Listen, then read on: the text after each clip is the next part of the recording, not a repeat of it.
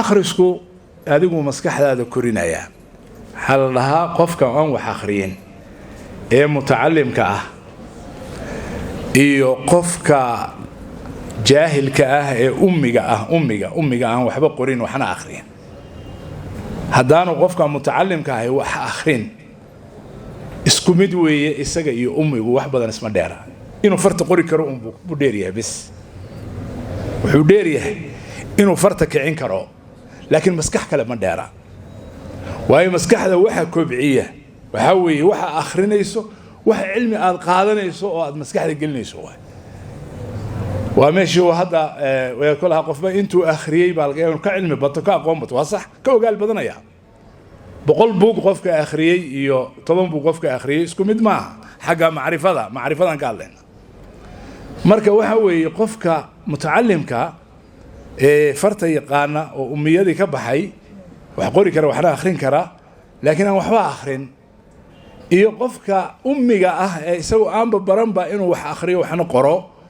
waa isku mid faqad waxa u dhaxeeya kaliya inuu kan farta kicin karo farta inuu kicin karo akhrinna karo hadii hortiisa la dhigo inta u dhaxaysa laakiin maskax kale oo weyn oo macrifa ka buuxda uma dhaxayso marka meesha dibku ka jirana waa taas oo hadda la leeyahay Soomaalida badan wax ma akhriyaan yaani nin siyaasi ah madax ah baa waxa la yiri su'aal baa la weydiiyay wariya weydiiyay ma akhrisa goor ma akhriyaa markaasuu yiri shaqadayda kale qofka haya waqtiba uma helayo inuu wax akhriyo ana mas'uuliyad dawladeed buu hayaa oo wasiir waa madaxweyne waa marka isaga waqti uma hayo oo wax akhriyo وبالعكس وي يعني حقيقة أدوم جرتها وعكس ذلك واحد opposite كوي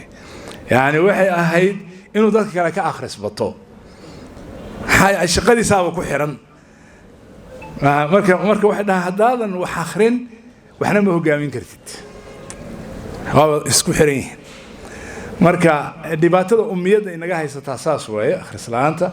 marka ummadda meesha laga tilmaamayo ummadaha xagga dambe kaga jira habeen kaga jirna xagga akhriska xaqiiqa waaqic ahaan waa saas maqalka iyo waxa meediyada hadda badiyayna waxa weeye oo laha rag waxay ku mashquulsan yihiin TikTok Facebook YouTube waxa weeye waa muuqaal inta badan oo eegaya oo dhageysanaya bas لكن بوق إن أضيف فريسته أو كوب قهوة عبته أو كوب شاهة أو أدبوقان from page to page لو بقولي اللي إحنا صفحات هذا أخرسه فكري عقلي بوبانته أخرس كان وحن ليه هاي هالوجود داله كانت تبره إذا كنا وحن ليه هاي قرال كوا حكيني كلا مركز وحخرده أيام مركز وحورني ساقوي بقى هيا أما قرال بقى هيا مركز هذا حقريسه إن شاء الله تعالى جزاكم الله خيرا وما تنتين